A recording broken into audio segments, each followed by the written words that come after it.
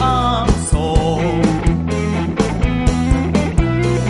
ល្អទាំងអស្រស់បងលយសានល្អស្រីល្វោចុះពីឋានសួគ៌ខ្លួនខ្ញុំមិនភ័យនឹងស្រីទេនាំគ្នាមកសុំស្នេហ៍ចាំបំពេតែខ្ញុំមួយព្រួយសែនព្រួយខុសគេពេលលុះទៅខ្ញុំយល់សោរវល់មកយប់យល់សពហំកិច្ចពី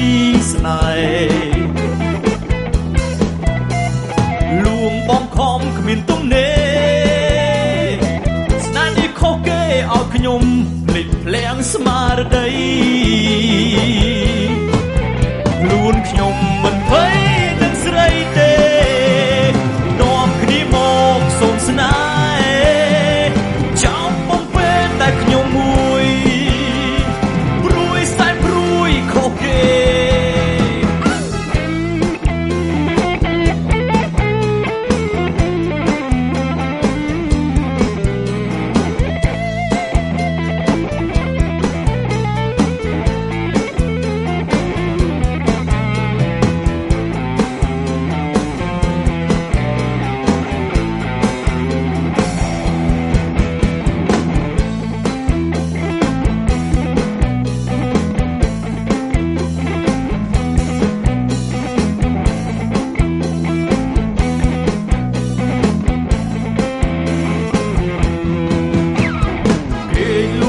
ខ្ញុំយល់សពអស់ពេញមួយយប់យល់សពឃើញទេពអាមសល្អទាំងអស្រស់បងលយសានល្អស្រីល្វោចុះពីឋានសួគ៌